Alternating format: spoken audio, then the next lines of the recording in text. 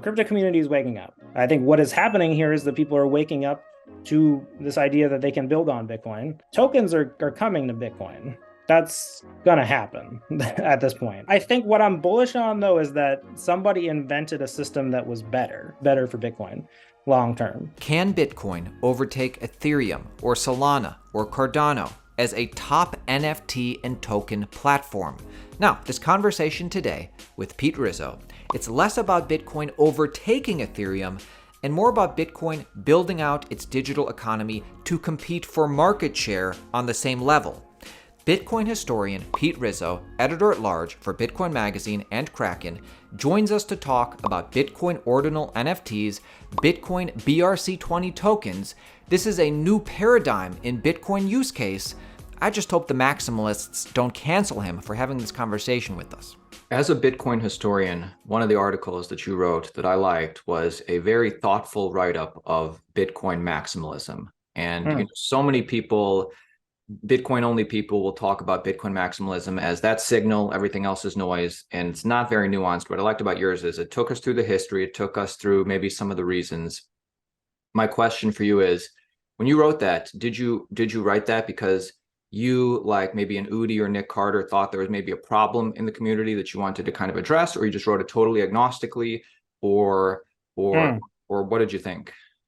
That's a great question. I think, my intent with that piece was to try to understand and define Bitcoin maximalism and to kind of get at what I was talking about, where there's some of the discrepancies, right? I think you'll find that Bitcoiners are, as much as we have this kind of shared culture that's emerged on Twitter, a lot of people think very different and very specific things about the future of Bitcoin and how it'll pan out. So I think a lot of that for me was sort of saying, okay, can I make the argument for Bitcoin maximalism? Can I write it down, and what would it be? Because I ultimately do feel like, for myself, again, Bitcoin maximalism was really important to me. It's one of the reasons that I'm still in the industry, right? Is that I understand now, I think, that we want to be intolerant of other things. We have to be intolerant of other things because the amount of scamming and grifting that occurs in this space is completely untenable, right? That we have to be opposed to that. But I think it was a bit of a critique, right? Because, I disagree a little bit that Bitcoin maximalism has to have a stance on the other cryptocurrencies other than that they just don't exist and are all scams. So where I kind of came to with this is that Bitcoin maximalism should exist. It has to exist, and the way that it definitionally has to exist is that, if we accept that these other cryptocurrencies exist, and we want Bitcoin to be, the one chain to rule them all, and the one financial economy, why do we want that? Because it has a better monetary policy. It's built on sounder fundamentals. If we want that, we have to outcompete those other things. We have to build things for people who are doing those use cases that are fundamentally better.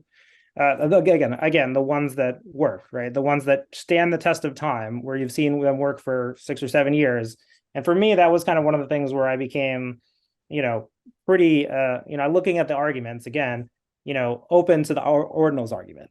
Essentially, okay, maybe NFTs, I don't believe in them. Maybe I don't participate in the market, but maybe this is the best way to do them on Bitcoin. And if it is the best way to do them on Bitcoin, and the assurances to those users have by participating in a Bitcoin NFT economy versus another NFT economy are higher, because this is true, right? Data that is secured by the Bitcoin blockchain, the Bitcoin consensus, has a higher level of assurances, then maybe that is something that we should support. Because again, if this economy is going to exist, this NFT economy is going to exist. It doesn't require us. It exists elsewhere. So either we're going to serve it or someone else is going to serve it. And if we refuse to serve it, you can't call those other cryptocurrencies scams, because they're serving a legitimate economic function and demand that someone else has. So ultimately, I kind of feel like it sort of like this, is that I do believe that I think Bitcoin, and this is one of the great dramas in the space, is can Bitcoin expand to do all the things?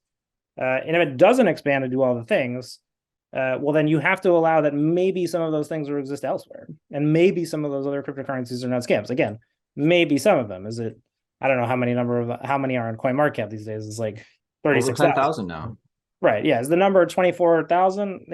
Definitely not. We should want to minimize the number of cryptocurrencies that we have. Right. So the one of the things here is that I think Bitcoin maximalism has to embrace this idea of crypto minimalism. Right. Cryptocurrencies exist. They exist today. Many people use them. There's an inherent non-zero value to a cryptocurrency. Like a great example of this would be like Pepe or any standard meme coin. You can buy it, you can trade it, you can sell it. There, it has a non-zero value. Like I don't, again, do I think these coins are, should you invest in them? Absolutely fucking not. You would be crazy to do that.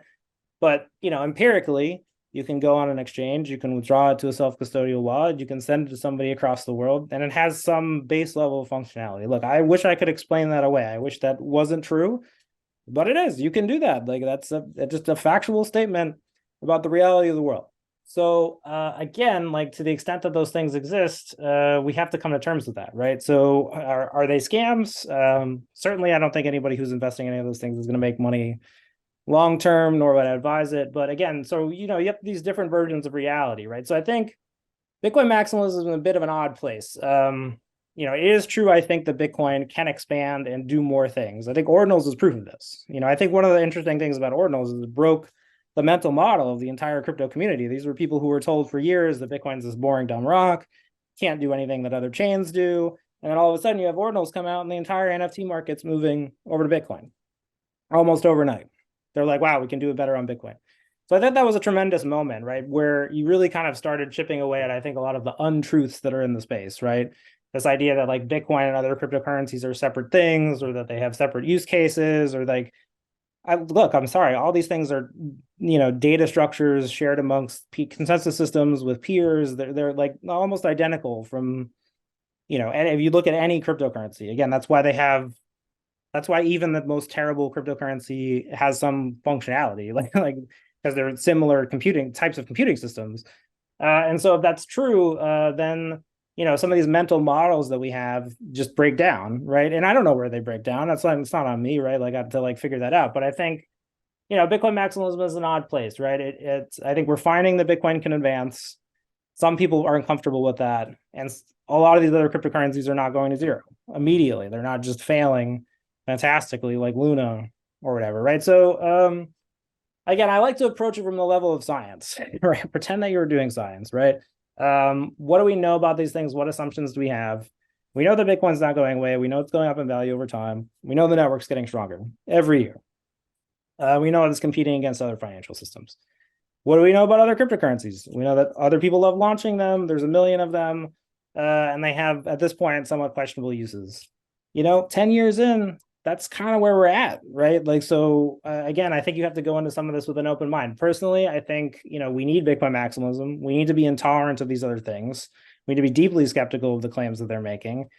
But if we're able to do some of the things that they're promising better, I find it hard to make the argument that we shouldn't or can't do that. That to me is very hard. I don't know how you have a Bitcoin maximalist culture where you can do something like an NFT better than another cryptocurrency chain, and then you would refuse to do that because you think that those things are scams.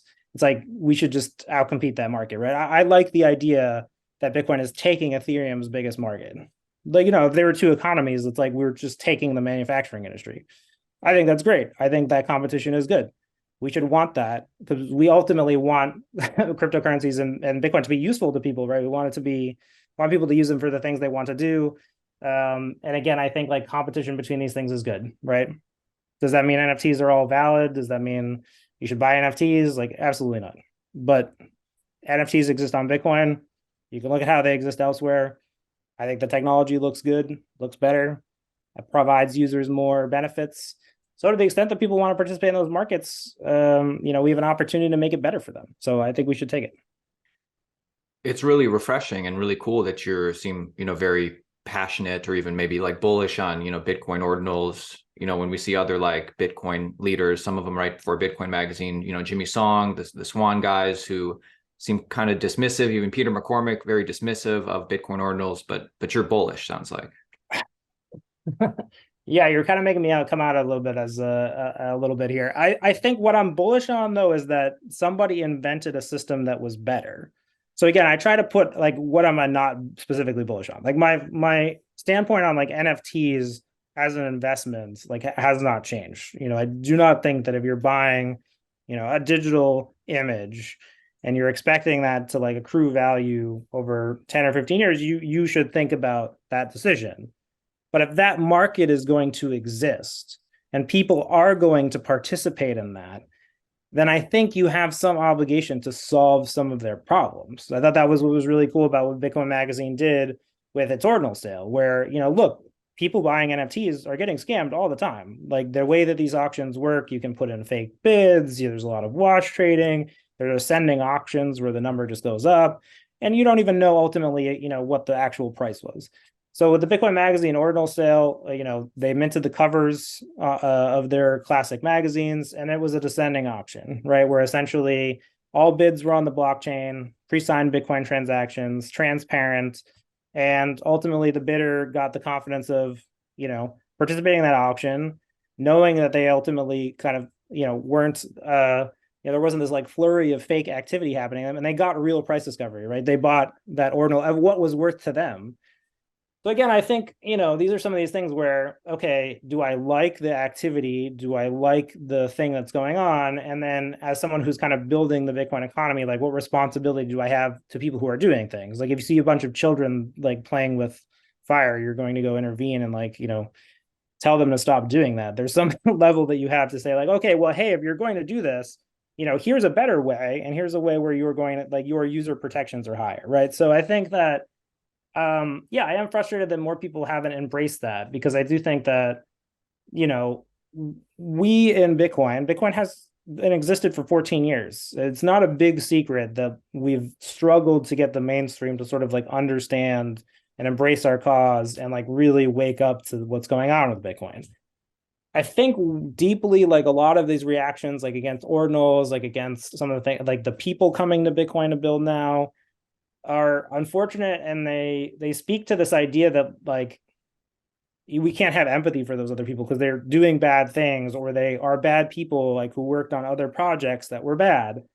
I think if Bitcoin continues to maintain that mentality, then it will be very tough for like the Bitcoin community to grow. And I find myself someone who's like, more than I am pro Ordinals, I am against this mentality that we need to label other people as like being bad, or like use cases of Bitcoin as bad, because ultimately at the end of the day, a lot of these arguments, they sort of break down, right? So there's this idea that like we can't have non-financial data on Bitcoin. Well, what is like non-financial data? This is a 0 or a 1. Like it's actual data. It's a data on the blockchain. How do you know it's for non-financial purposes? Like what does that even mean?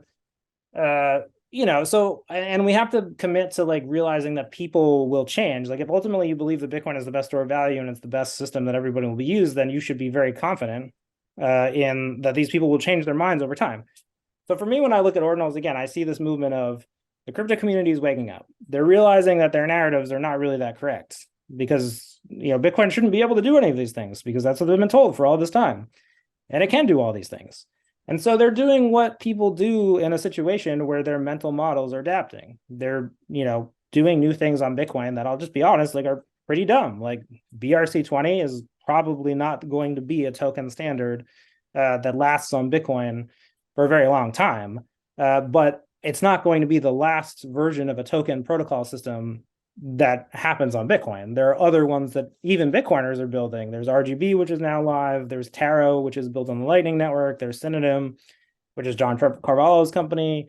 So, there's this weird idea, I think, that people have that like tokens are coming to Bitcoin. That's gonna happen at this point, right? So, again, I think like we have to kind of not demonize other people, right? We have to realize that they're going on their own journeys. And if their ultimate end of their journey is to then just agree with us that Bitcoin's the best money, that they shouldn't have ever spent their Bitcoin, and that they're happy being in Bitcoin and they want to advance Bitcoin, then so what?